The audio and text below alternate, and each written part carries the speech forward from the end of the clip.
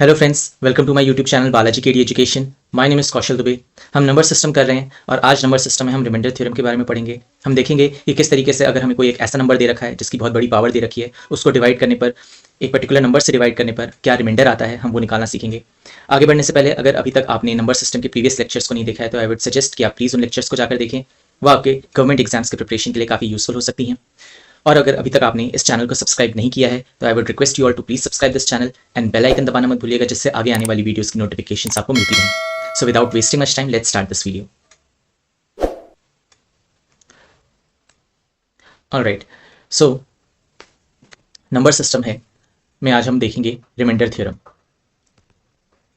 हम आज पढ़ेंगे रिमाइंडर थ्योरम के बारे में।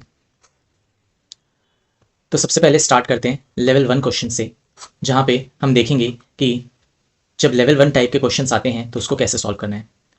सो फॉर एग्जांपल एक क्वेश्चन लेते हैं, 36 raise to the power of 3158 divided by 35। ठीक है, 36 raise to the power of 3158 दे रखा है और पूछा है कि जब मैं उसको 35 से डिवाइड करूंगा तो क्या रिमाइंडर आएगा। देखो, इस क्वेश्चन को करने से पहले मैं आपको एक कॉन्सेप्ट बताना चाहता हूँ। लाइक ए प्लस बी का होल स्क्वायर सबको पता होगा कि इसका फॉर्मूला क्या होता है, A square plus 2ab plus B square होता है। इसी तरीके से अगर मैं a प्लस बी का होल क्यूब करता हूं तो क्या होता है, A cube plus B cube plus 3a square B plus 3ab square आता है। आप देख रहे हो कि जब पावर 2 थी तो मेरे पास कितनी टर्म आ रही है, मेरे पास 3 टर्म्स आ रही हैं। जब पावर 3 थी तो मेरे पास कितनी टर्म्स आ रही हैं, मेरे पास 4 टर्म्स आ रही हैं। तो जितनी भी पावर है तो पावर अगर n है तो मेरे पास n प्लस 1 टर्म्स आ रही हैं। ठीक है, यहां पर 3158 पावर है तो मैं कह सकता हूं कि मेरे पास 3159 टर्म्स आएंगी। ठीक है, मेरे पास 3159 टर्म्स आएंगी जब मैं इसको एक्सपैंड करूंगा। एक्सपैंड कैसे करूंगा, मैं इस टर्म को लिख सकता हूं 36 को लिख सकता हूं 35 plus 1 raise to the power of 3158। ठीक है, 35 plus 1 raise to the power of 3158 लिख सकता हूं और जब मैं ऐसा लिखूंगा और इसको एक्सपैंड करूंगा तो 3159 टर्म्स आएंगी। अब एक दूसरी बात नोटिस करने वाली ये है, जैसे a प्लस बी का होल स्क्वायर था तो इसमें मैंने लिखा A square plus 2ab plus B square इसका फॉर्मूला होता है। तो इसमें अगर मैं a की बात करूं तो एक a कहाँ कहाँ आ रहा है, a एक तो यहाँ आ रहा है जिसकी पावर 2 है और एक यहाँ पे आ रहा है जिसकी पावर 1 है a की। ठीक है, यहाँ पे a नहीं आ रहा है, बी स्क्वायर में a नहीं आ रहा है। तो दो जगह आ रहा है, इन 3 टर्म्स में 2 जगह आ रहा है a, जहां पर एक में a की पावर 2 थी, एक में a की पावर 1 थी। इसी तरीके से अगर मैं a plus B whole cube की बात करूं तो a प्लस बी की होल क्यूब में मेरे पास 4 टर्म्स हैं और 4 में से 3 टर्म्स ऐसी हैं जहां पर a आ रहा है। कौन कौन सी 3 टर्म्स हैं, एक a क्यूब में आ रहा है, एक यहाँ 3a स्क्वायर बी में a स्क्वायर आ रहा है, एक 3ab स्क्वायर में a आ रहा है। बाकी एक टर्म बच गई जहां पर a नहीं आ रहा है, विच इज b क्यूब। ठीक है, तो इससे मैं कहना क्या चाह रहा हूं, इससे मैं ये कहना चाह रहा हूं कि जब मैं 35 plus 1 raise to the power of 3158 को जब मैं एक्सपैंड करूंगा तो मेरे पास 3159 टर्म्स आएंगी और इन 3159 टर्म्स में से 3158 टर्म्स ऐसी होंगी जिसमें 35 का कोई ना कोई पावर होगा, 35 का कोई ना कोई टर्म होगा, कोई ना कोई उसकी पावर होगी। और एक टर्म ऐसा होगा जिसमें 35 का कोई पावर नहीं होगा, या 35 की पावर 0 कह सकता हूं, विच इज नथिंग बट 1। ठीक है, तो इन 3158 टर्म्स में जब 35 की पावर कोई ना कोई पावर होगी और उसको मैं जब 35 से डिवाइड करूंगा, क्योंकि 35 से डिवाइड करना है यहां पर, तो क्या आएगा, रिमाइंडर 0 आएगा। रिमाइंडर उस केस में क्या आएगा, 0 आएगा। बस एक टर्म ऐसी होगी जहां पर 35 का कोई पावर नहीं होगा, वहां पर जब मैं 35 से डिवाइड करूंगा तो रिमाइंडर 0 नहीं आएगा। वो एक टर्म क्या होगी, वो एक टर्म में यहां पर क्या है, दूसरा टर्म 1 है, यानी कि उसमें 1 की पावर कुछ भी हो, मुझे नहीं पता यहां पे 1 की पावर क्या होगी, बट 1 की पावर कुछ भी हो, वो आता तो 1 ही है। यानी कि ये अल्टीमेटली जब मैं इसको एक्सपैंड करके लिखूंगा और 35 से डिवाइड करूंगा तो अल्टीमेटली जो मेरे को रिमाइंडर देने वाला है वो यही टर्म देने वाला है, 1। तो 1 की पावर कुछ भी आए वो 1 ही आएगा, डिवाइडेड बाय मैं 35 करूंगा, रिमाइंडर कितना आएगा, 1 आएगा। क्या ये बात आपको समझ में आई?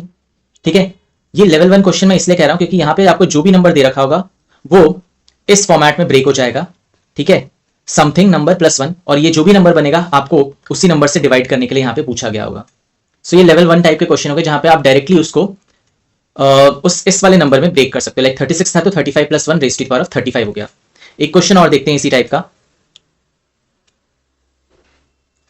मान लीजिए आपके पास एक नंबर दे रखा है 519 raise to the power of 315 divided by 520। ठीक है, इस टाइप का आपको एक नंबर दे रखा है।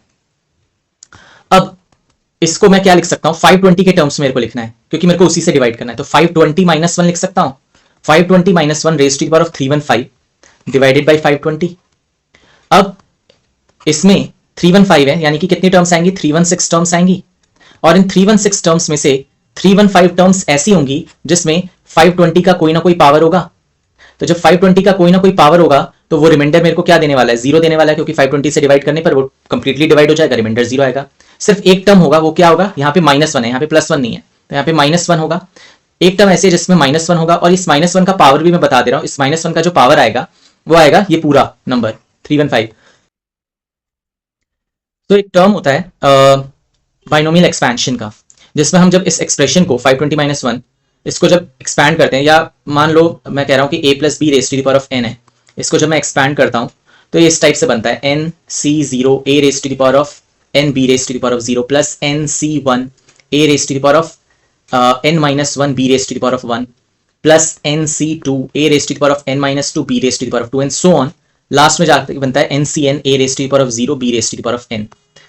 तो a + b raise to the power of n को जब हम एक्सपैंड करेंगे तो ये इस टाइप से बनता है, ठीक है। ये अभी आपको जानने की इतनी ज्यादा जरूरत नहीं, बस मैं आपकी नॉलेज के लिए बता रहा हूँ कि nc0 a raise to the power of n, पहले यहाँ पे n - 0 n आया, यहाँ पे b raise to the power of ये आ जाता है जो एग्जैक्टली यहाँ पे आ रहा होता है 0, ठीक है। nc1 a raise to the power of n - 1 b raise to the power of n, ठीक है। ये आप पढ़ते हो उसमें क्या कहते हैं, परम्यूटेशन कह रहा हूँ, हाँ परम्यूटेशन कॉम्बिनेशन में आप पढ़ते हो कि कॉम्बिनेशंस में क्या होता है, nc0 आप करते हो, ठीक है, nc0 nc1 nc2, ठीक है। तो यहां पर क्या होता है कि ये जैसे यहां पे आ रहा है nc1 है तो n - 1 हो जा रहा है, फिर इन दोनों का डिफरेंस, इसकी पावर बन गया a की n - 1, और यहाँ 1 था तो b की पावर 1 बन गया एंड सो ऑन। मतलब ये एक एक घटता जाएगा पावर, जैसे यहाँ पे n था तो यहाँ n - 1 हुआ, फिर n - 2 हुआ, और ये एक एक बढ़ता जाएगा, 0 से 1 हुआ, 1 से 2 हुआ एंड सो ऑन, लास्ट में जाके n आ जाता है। तो यहाँ पर अगर मैं बात करूँ 520 - 1 raise to the power of 315 की, तो यहाँ पे -1 की पावर 315 आएगा, ठीक है। बाकी टर्म्स तो कैंसिल आउट हो जाएंगी 520 से, कंप्लीटली डिवाइड हो जाएंगी, तो वो रिमाइंडर 0 देंगी। रिमाइंडर मेरा कंट्रीब्यूट ये करेगा -1 raise to the power of 315 divided by 520। तो जब मैं इसको करूंगा तो ये आएगा -1 की पावर ऑड है तो -1 ही रहेगा, -1 की पावर इवन होती तो 1 बन जाता वो, जैसे -1 का स्क्वायर, -1 × -1 1 हो जाएगा। तो -1 की पावर ऑड है तो -1 ही रहा डिवाइडेड बाई 520। तो अगर मैं इसका रिमाइंडर कहूं तो रिमाइंडर इसका क्या आता है, -1 आता है, बट ये तो नेगेटिव रिमाइंडर है, इसको मैं क्या कहूंगा, ये नेगेटिव रिमाइंडर है। इसका पॉजिटिव रिमाइंडर क्या होगा, अगर मैं पूछूं कि इसका पॉजिटिव रिमाइंडर क्या होगा, तो इसका पॉजिटिव रिमाइंडर क्या होगा, इस 520 में से इस -1 को क्या कर देना है, सब्सट्रैक्ट कर देना है। 520 में से इस -1 को सब्सट्रैक्ट कर दो तो पॉजिटिव रिमाइंडर मेरा आ जाएगा 519, यानी कि 519 raise to the power of 315 divided by 520 को जब आप डिवाइड करोगे, इसको 520 से बेसिकली आप जब डिवाइड करोगे 519 raise to the power of 315 को, तो आपका जो रिमाइंडर है वो -1 आएगा, या पॉजिटिव रिमाइंडर के टर्म्स में कहूं तो 519 आएगा, ठीक है। ये जो एक्सप्रेशन लिखा है बाइनोमियल एक्सपेंशन, आपको याद रखने की जरूरत नहीं है, आपको बस समझाने के लिए लिखा है कि किस तरीके से इसका एक्सपेंशन होता है, और किस तरीके से मैं ये कह रहा हूं कि -1 raise to the power of 315 आएगा लास्ट में, ठीक है। जो पावर दे रखी है वही आएगा, क्योंकि लास्ट में जो दूसरा टर्म होता है उसकी फुल पावर आती है, जो भी पावर यहाँ पे दे रखा है उसको एक्सपैंड करने पर, बस ये याद रखिए, ठीक है। तो ये आपके लिए डायरेक्ट लेवल 1 के क्वेश्चन है, जहां पर आपको ये देखने को मिलेगा कि जो भी आपको नंबर दे रखा है, जैसे यहाँ 519 दे रखा है, और जिससे भी आपको डिवाइड करना है तो उस टर्म्स में आपको बनाना होता है, तो या तो +1 करके या -1 करके वो चीजें बन जाती हैं direct. So this is about level 1, ठीक है। नेक्स्ट देखते हैं जहां पे हम एक लेवल इसके ऊपर देखेंगे, लेवल 2। तो लेवल 2 के लिए कोई एक ऐसा क्वेश्चन लेते हैं, for example 2 raise to the power of 45 ले लेते हैं डिवाइडेड बाई 9, ठीक है। 2 raise to the power of 45 divided by 9, और मेरे से कह रहा है कि इसका रिमाइंडर क्या होगा। अब देखो 2 raise to the power of 45 है, अब इस 2 को तो मैं नहीं बना सकता 9 के टर्म्स में, ठीक है, या बना सकता हूं 9 के टर्म्स में, +1 -1 करके तो नहीं बनेगा, डेफिनेटली बन जाएगा कुछ ना कुछ करके, बट +1 -1 के टर्म्स में तो नहीं बनेगा 2, ठीक है। तो यहां पे मेरे को ये जो पावर दे रखी है इसका भी यूज करना पड़ेगा। इसको मैं लिख सकता हूं 2 raise to the power of 3 × 15, ठीक है, 15 3 45 होता है, बाई 9। अब ऐसा लिखने से क्या हुआ, ऐसा लिखने से ये हुआ कि ये 2 raise to the power of 3, इसको मैंने ऐसे लिख लिया 15 बाई 9, ठीक है। 2 raise to the power of 3 क्या होता है, 2 raise to the power of 3 होता है 8, तो 8 raise to the power of 15 by 9, यानी कि ये क्वेश्चन था, मैंने इसको इस तरीके से ट्रांसफॉर्म कर लिया, 8 raise to the power 15 by 9। अब ये पहला लेवल 1 टाइप का क्वेश्चन बन गया कि जहां पे 8 raise to the power 15 by 9 है, और 8 को मैं लिख सकता हूं 9 - 1 raise to the power 15 by 9, ठीक है। अब ये लेवल 1 टाइप का क्वेश्चन बन गया। अब हमको पता है कि इसमें क्या होगा, 9 वाला तो कैंसिल आउट हो ही जाएगा, लास्ट में बचेगा -1 raise to the power 15 by 9, which is nothing but -1/9। तो रिमाइंडर की अगर मैं बात करूं तो रिमाइंडर -1 है, या पॉजिटिव रिमाइंडर की बात करूं तो क्या आएगा, 9 - 1 8 आ जाएगा रिमाइंडर इसका। ठीक है, सो लेवल 2 क्वेश्चन क्या होंगे, आपको बस यहाँ पे इस तरीके से आपको दे रखा है जहां पे आपको पावर को भी थोड़ा सा यूटिलाइज करना होगा। ठीक है, जहां पे आपको ये करना होगा कि जैसे 2⁴5 था तो उसको 3 × 15 लिख दिया, 2⁻³ 15। ठीक है, तो वो 8 बन गया 2⁻3, तो 8 को मैं लिख सकता हूँ 9 - 1। Got it. एक और क्वेश्चन देखते हैं लेवल 2 पे ही, जैसे 3⁻105 - 4/28 है।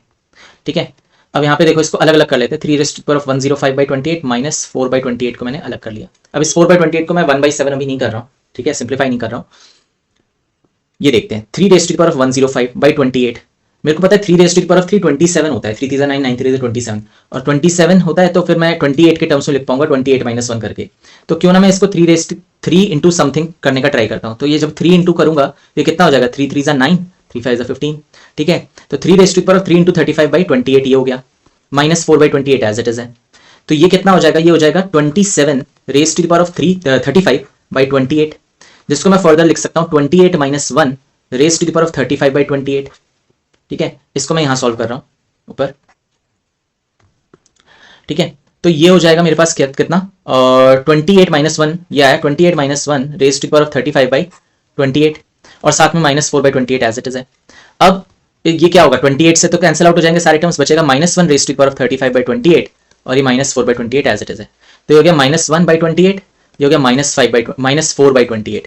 तो ओवरऑल ये क्या आ गया, -5/28 आ गया। यानी जो मेरा रिमाइंडर आया वो -5 आया, या पॉजिटिव टर्म्स में बात करनी है तो 28 - 5 यानी कि 23 मेरा क्या आ जाएगा, रिमाइंडर आ जाएगा। 23 क्या आ जाएगा, रिमाइंडर आ जाएगा। तो आई होप आपको ये चीज समझ में आई होगी। तो ये लेवल 2 के क्वेश्चन हो गए। ठीक है, तो नेक्स्ट देखते हैं लेवल 3 के क्वेश्चंस को। देखो लेवल 3 के क्वेश्चंस में क्या होगा कि आपका +1 - 1 के फॉर्म में नहीं बन रहा होगा। जैसे फॉर एग्जांपल 2⁻10 डिवाइडेड बाय 18 अगर है क्वेश्चन। ठीक है, अब ये 18 के टर्म्स में तो बनेगा नहीं। ठीक है, या 17 +1 - 1 वैसा तो कुछ आएगा नहीं, 2 के टेबल में 17 तो आता नहीं है। देखो 2⁴ होता है 16, तो 16 भी अगर होगा तो +1 - 1 तो बनेगा नहीं। प्लस 2⁴ इंटू समथिंग 10 तो होता नहीं है, तो ये इसको तुम 2⁴ इंटू समथिंग करके तो कर नहीं सकते कन्वर्ट। तो क्या करते हैं, इसको मैं ब्रेक कर लेता हूँ, 10 को मैं ब्रेक कर लेता हूँ 5 × 2, और ये बाई 18 है। अब 2⁵ क्या होता है, 32 होता है, तो 32⁻²/18। ठीक है, 32⁻²/18। अब 18 ये भी 18 के टर्म्स में नहीं है, बट 18 के मल्टीपल के टर्म्स में तो बन सकता है कुछ उसके आसपास, क्योंकि 18 2 36 होता है, और ये 36 के आसपास का नंबर है 32। तो मैं लिख सकता हूँ 32 को 36 - 4⁻²/18। 36 - 4 32 ही होता है, तो 36 - 4⁻²/18। तो ये कितना हो जाएगा, अब देखो ये जब एक्सपैंड करोगे इसको तो 18 36 वाले जितने भी टर्म्स वो 18 से कंप्लीटली डिवाइड हो जाएंगे, क्योंकि 18 के मल्टीपल में आते हैं, तो वो तो रिमाइंडर 0 देंगे, बचेगा ये -4 का स्क्वायर बाई 18 विच इज 16/18। तो रिमाइंडर यहां से क्या आ जाएगा, रिमाइंडर आ जाएगा 16। ठीक है, ये एक तरीका है। एक और तरीका होता है इस क्वेश्चन को सॉल्व करने का, इसको आप ऐसे भी कर सकते थे, 2⁻10 को आप लिख सकते थे 2 × 2⁻9/18। देन आप 2 से इसको डिवाइड कर देते, ये हो जाता 2⁻9/9। अब 2⁻9/9 को मैं लिख सकता हूं 2⁻3 × 3 3 3 9 होता है बाई 9, तो ये बन गया 8⁻3/9। 2⁻3 कितना होता है 8, 8⁻3/9। अब 8 को मैं लिख सकता हूं 9 - 1⁻3/9। अब ये लेवल 1 टाइप का दिख रहा है, तो यहां से बचेगा -1⁻3/9 विच इज -1/9। तो रिमाइंडर क्या आ जाएगा, रिमाइंडर आ जाएगा हमारा 9 - 1 8, नेगेटिव रिमाइंडर -1 और पॉजिटिव रिमाइंडर 8। बट 8 हमारा आंसर नहीं होगा, क्यों, क्योंकि ये 8 रिमाइंडर तब आ रहा है जब हम 9 से डिवाइड कर रहे हैं। हमको डिवाइड किससे करना था, 18 से, यानी क्योंकि हमने इसको 2 से डिवाइड किया था, तो लास्ट में जो भी आएगा रिमाइंडर उसको मेरे को 2 से मल्टीप्लाई करना होगा। तो मेरा जो एक्चुअल आंसर आएगा वो आएगा 8 × 2 16। ठीक है, तो या तो ये मेथड यूज कर लो या फिर ये मेथड यूज कर लो, जो भी मेथड आपको इजी लगे वो आप यूज कर सकते हो इसमें। एक क्वेश्चन और देखते हैं। मान लीजिए आपको दे रखा है 1 factorial + 2 factorial + 3 factorial + 4 factorial + 5 factorial and so on till 257 factorial, right. And इसको आपको डिवाइड करना है 12 से, और आपसे पूछ रहा है कि रिमाइंडर क्या होगा बताइए। तो देखो ये 12 से डिवाइड करना है, राइट। थोड़ा सा इसको ब्रेक करते हैं, 1 फैक्टोरियल होता है 1, 2 फैक्टोरियल होता है 2, 3 फैक्टोरियल होता है 6, 4 फैक्टोरियल होता है 24, 5 फैक्टोरियल कितना हो जाएगा 120 हो जाएगा। ठीक है, फैक्टोरियल आपको पता है, जैसे 5 फैक्टोरियल तो 5 इंटू 4 फैक्टोरियल लिख सकता हूँ, या 5 इंटू 4 इंटू 3 इंटू 2 इंटू 1, ठीक है, and so on till 257 factorial है। अब मेरे को इसको 12 से डिवाइड करना है। अगर आप कुछ नोटिस करोगे यहां पर, तो ये इतने टर्म्स जो हैं ये कंप्लीटली डिवाइड होंगे 12 से। क्यों, ऐसा क्यों कह रहा हूं, देखो 4 फैक्टोरियल होता है 24, 24 12 से डिवाइड हो जाएगा कंप्लीटली। देन 5 फैक्टोरियल है 120, ये भी कंप्लीटली डिवाइड होएगा। 6 फैक्टोरियल भी डिवाइड हो गया, क्यों, क्योंकि 4 फैक्टोरियल है, 4 फैक्टोरियल हमने देखा कि कंप्लीटली डिवाइड हो रहा है। 5 फैक्टोरियल को मैं लिख सकता हूं 5 इंटू 4 फैक्टोरियल, और 4 फैक्टोरियल तो हमने देख ही लिया कि डिवाइड हो रहा है कंप्लीटली।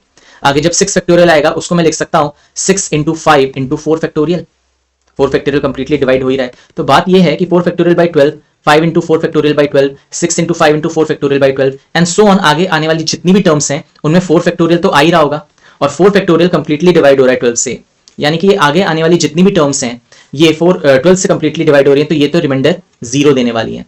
तो मेरा जो एक्चुअल रिमाइंडर है वो इन टर्म्स से आने वाला है। देखो 6 7 8 9, 9 बाई 12 है, यानी कि रिमाइंडर मेरा कितना आ जाएगा, 9 आ जाएगा। जब मैं इसको 12 से डिवाइड करूंगा तो मेरा रिमाइंडर कितना आएगा, 9 आएगा। Got it. एक क्वेश्चन और देखते हैं रिमाइंडर पे ही बेस्ड।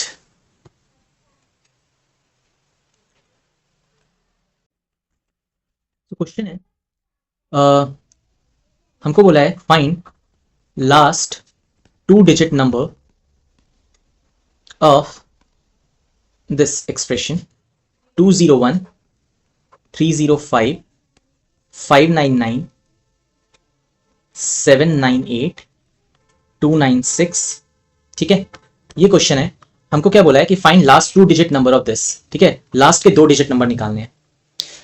अब ये देखो लास्ट के जब भी 2 डिजिट नंबर निकालने होते हैं, या लास्ट के 3 डिजिट निकालने हो, 4 डिजिट निकालने हो, उसको कैसे सॉल्व करना है। लास्ट के 2 डिजिट का मतलब ये होता है, मान लो अगर मैं आपको एक नंबर दे रहा हूं 1 2 3 4 5, ठीक है, आपको पता है कि लास्ट के 2 डिजिट नंबर 45 है यहां पर, ठीक है, बट अगर आपको नहीं पता होता, ठीक है, अगर मैं इस नंबर को 100 से डिवाइड करता हूं, 100 से अगर मैं इसको डिवाइड करता हूं तो मेरे पास रिमाइंडर कितना आएगा, 45 आएगा।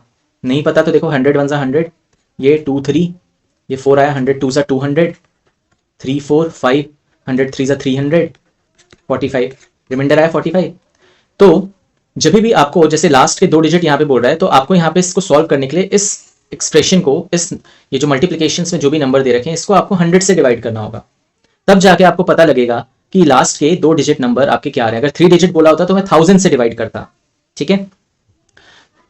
तो अब यहां पे देखो जब 201 को 100 से डिवाइड करोगे तो क्या आएगा, रिमाइंडर 01, इसमें क्या आएगा 305 में 05, इसमें क्या आएगा 99 आएगा, ठीक है, 99 रिमाइंडर आएगा, इसमें क्या आएगा 98 आएगा, और इसमें 96 रिमाइंडर आएगा जब मैं 100 से डिवाइड करूंगा, ठीक है। इस 99 वाले को मैं ऐसे भी लिख सकता हूं, नेगेटिव टर्म्स में अगर मेरे को लिखना हुआ तो नेगेटिव टर्म्स में कितना हो जाएगा, -1 हो जाएगा। नेगेटिव टर्म्स में अगर नेगेटिव रिमाइंडर मेरे को चाहिए तो 99 का नेगेटिव रिमाइंडर क्या हो जाएगा, -1, क्योंकि देखो अगर माइनस, हमने देखा था ना कि नेगेटिव रिमाइंडर का कॉन्सेप्ट क्या होता है। नेगेटिव रिमाइंडर जब भी आ रहा होता है, सपोज मान लो इसी क्वेश्चन में मैं कह रहा हूं कि 599 को जब मैं 100 से डिवाइड कर रहा हूं तो मेरा नेगेटिव रिमाइंडर -1 आ रहा है, तो पॉजिटिव रिमाइंडर कितना आएगा, पॉजिटिव रिमाइंडर कितना आएगा, पॉजिटिव रिमाइंडर आएगा 100 -1 कर देता हूं तो 99 आ जाता है। वही चीज है कि यहां पर अगर नेगेटिव रिमाइंडर, पॉजिटिव रिमाइंडर मेरा 99 है तो नेगेटिव रिमाइंडर -1 हो गया। इसी तरीके से 98 के केस में मेरा नेगेटिव रिमाइंडर क्या आ जाएगा, -2 आ जाएगा, और 96 वाले में मेरा नेगेटिव रिमाइंडर -4 आ जाएगा। Got it. अब देखो क्यों अगर ये नहीं समझ में आ रहा है अभी तो ये देखो 99 को मैं क्या लिख सकता हूँ, 100 -1 लिख सकता हूँ बाई 100, ठीक है, तो ये -1 बचता है नेगेटिव रिमाइंडर। 98 को मैं क्या लिख सकता हूँ, 100 -2 लिख सकता हूँ बाई 100, ये नेगेटिव रिमाइंडर बचता है -2। Got it. आप कहोगे कि ये 99 तो ऑलरेडी डिवाइड हो गया है, इसको मैं क्या क्यों लिख रहा हूँ, तो ये देखो 599 था, 599 को 100 से डिवाइड करना था ना, तो 599 को मैं लिख सकता हूँ 600 -1 बाई 100। अब 600 तो 100 से डिवाइड हो जाएगा, बचेगा -1 ही, तो -1 आ रहा है।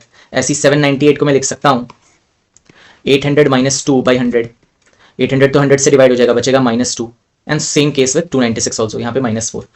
Why I removed this 99 and 98 और replaced 99, 98 और 96 with these negative reminders, क्योंकि ये बड़े नंबर्स हैं 99, 98, 96, इसको मल्टीप्लाई करना मुश्किल है, इसलिए मैंने यहाँ पे छोटे नंबर्स में इसको रिप्लेस करना सही समझा कि जहाँ पे मैं इजीली मल्टीप्लाई कर पाऊँ, क्योंकि अभी मेरे को मल्टीप्लाई करना है, 100 से तो मैं ऑलरेडी डिवाइड कर चुका हूँ, यहाँ पे मैं कन्फ्यूजन ना हो इसके लिए मैं यहाँ पे 100 को हटा दे रहा हूँ नीचे से, बट 100 से तो मैंने ऑलरेडी डिवाइड करके यहाँ पे रिमाइंडर लिख चुका हूँ, ठीक है। तो अब मेरे को मल्टीप्लाई करना है, तो 99, 98, 96 के साथ मैं नहीं जा सकता बिकॉज वो काफ़ी बड़े नंबर्स हैं, तो इसलिए मैंने नेगेटिव रिमाइंडर्स चूज किए क्योंकि वो छोटे नंबर्स थे। तो ये 1 है, ये 5 है, ये -1 है, ये -2 है, ये -4 है। तो यहाँ पे देख लो, minus into minus plus, plus into minus minus, negative reminder आएगा मेरा यहाँ पर 5 2 ज़ा 10 एंड 10 4 ज़ा 40, ठीक है। 5 2 ज़ा 10 एंड 10 4 ज़ा 40, तो -40 मेरा नेगेटिव रिमाइंडर आ रहा है। कब? जब मैं 100 से डिवाइड करता हूँ। तो पॉजिटिव रिमाइंडर कितना आ जाएगा? पॉजिटिव रिमाइंडर आ जाएगा 100 - 40 यानी कि 60, ठीक है। पॉजिटिव रिमाइंडर 60 आ जाएगा, यानी कि जो लास्ट के 2 डिजिट आएंगे यहाँ पर मेरे, वो क्या आएंगे? 60 आएगा। 60 वुड बी माई आंसर, ठीक है। तो यहाँ पर रिमाइंडर थ्योरम ही आपकी अप्लाई होनी थी लास्ट के 2 डिजिट में, बट आपको डायरेक्टली 100 से डिवाइड ना करके इस तरीके से पूछा कि लास्ट का 2 डिजिट क्या होगा। तो लास्ट का 2 डिजिट निकालने के लिए आपको 100 से ही डिवाइड करना पड़ेगा। लास्ट के 3 डिजिट पूछे होते तो 1000 से आप डिवाइड करते। तो हर एक एक्सप्रेशन को डिवाइड किया, यहाँ पे 1 आया रिमाइंडर, यहाँ पे 5 आया, यहाँ पे 99 आता, बट क्योंकि 99 बड़ा नंबर है, आगे जाके मेरे को मल्टीप्लाई करना है, तो मैंने यहाँ पर 599 को 600 - 1 लिखा। 600 - 1, 600 तो डिवाइड हो जाएगा 100 से, बचेगा -1। ऐसे ये 800 - 2, 800 डिवाइड हो जाएगा 100 से, -2 बचेगा। ये 300 - 4, 300 डिवाइड हो जाएगा 100 से, बचेगा -4। मल्टीप्लाई किया, -40 आया, यानी कि पॉजिटिव रिमाइंडर मेरा हो जाएगा 100 - 40 यानी कि 60। तो 60 would be the last 2 digits यहाँ पे, ठीक है। So friends, this was all about remainder theorem. I hope आपको ये वीडियो अच्छी लगी हो। अच्छी लगी तो please do like, share and subscribe my channel. मिलते हैं नेक्स्ट वीडियो में कोई और टॉपिक के साथ। Till then, goodbye and take care.